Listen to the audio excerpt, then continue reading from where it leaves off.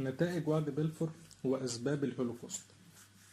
في 9 نوفمبر 1918 نازل القيصر الألماني فيلهلم الثاني تحت تأثير ثورة نشأت قبل أيام قليلة عن الحكم، وبعد يومين وقعت الحكومة الانتقالية هدنة مع دول الحلفاء بتحمل معنى الهزيمة. رفضت جموع الشعب الألماني الثورة دي ونتائجها، فخرجت في ثورة مضادة في يناير 1919 دي اتعرفت باسم انتفاضة إسبارتاكوس. لكن تحالف قادة الثورة مع الجيش وأحزاب يمينية قدرت إنها تغمد هذه الانتفاضة، وتكونت حكومة فيمار اللي قادت ألمانيا لحد سنة 1933. في نفس العام اللي هو 1919 تم إتمام معاهدة فرساي، دي اللي نصت على قبول ألمانيا واعترافها بالمسؤولية عن التسبب بالحرب العالمية الأولى، وده اللي دفع ألمانيا لتعويضات مادية وعينية للحلفاء، واعتباره دين على الحكومة الألمانية لابد من سداده، ونزع السلاح من ألمانيا، وتحديد عدد الجيش ب100 ألف جندي متطوع بس. ادعى الكثيرين من الألمان القوميين إن الحزب الليبرالي المؤسس لجمهورية فايمار خاين، ولقبوا بمجرمي نوفمبر، لأنهم تواطؤوا مع اليهود والشيوعيين لطعن الجيش الألماني وتخريب الدولة، والحالة دي كانت السبب الرئيسي في صعود النازيين بقيادة هتلر لحكم ألمانيا.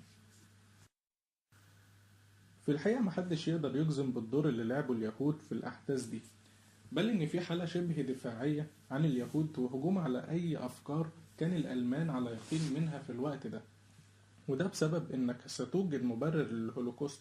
وفعلا محدش يقدر يجزم بالدور اللي لعبته الصهيونية في الأحداث دي، لكن الملاحظ لكل عاقل رفض أغلب الألمان لثورة نوفمبر، واعتبارها بالنسبة لهم انقلاب على الحكم أدى لنكسة عسكرية، وإن ظروف ألمانيا قبل الهدنة ما كانش بالسوء علشان تعلن كدولة مهزومة.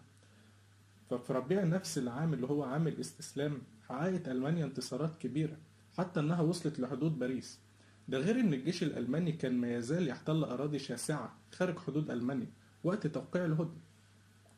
أما بالنسبة لداء الإنفلونزا اللي أصاب الجنود الألمان فقد أصاب أيضا جنود الحلفاء، بل كانت خسائرهم البشرية أكتر.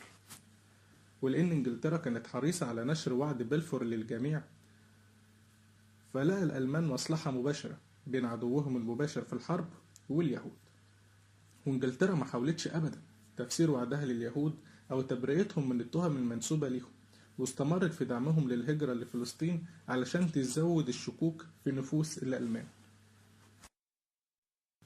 والنتيجة إن بقى اليهود هدف أول لمحاولات التطهير العرقي للمتطرفين الألمان، ومع صعود النازيين للحكم بقيادة هتلر أصبح التطهير أو الانتقام الألماني قيد التنفيذ. على الجانب الآخر في فلسطين اللي كانت تحت الانتداب البريطاني واللي اتخذ من القدس عاصمة ليه، أعلنت بريطانيا وعد بلفور كهدف لتحقيقه، وفتحت باب الهجرة لليهود الراغبين في القدوم لفلسطين وإقامة وطن يهودي. لكن مع تصاعد أعداد اليهود الوافدة من أوروبا نتيجة زيادة العداوة ليهم وخصوصا في ألمانيا النازية، قررت إنجلترا وضع قيود شديدة على هجرة اليهود لفلسطين ومنع شرائهم للأراضي. ومع وصول هتلر لحكم ألمانيا شن حملة انتقام واسعة وتطهير عرقي ضد اليهود والشيوعيين وكل اللي هو شافهم سبب لهزيمة ألمانيا أو مصدر لتلويث العرق الآري، ثم شن حملة واسعة لاستعادة الأراضي اللي كانت تحت سيطرة ألمانيا قبل معاهدة فرساي، وده اللي تسبب في بدء الحرب العالمية الثانية. كان بمجرد وقوع القدس تحت سيطرة بريطانيا عمت الأفراح أوروبا لعودة القدس للسيطرة المسيحية، وكانت بريطانيا عايزة تنشئ معبر بين ميناء حيفا بالخليج العربي وعكا، وعلشان كده بريطانيا حست بنوع من الندم على وعد بلفور.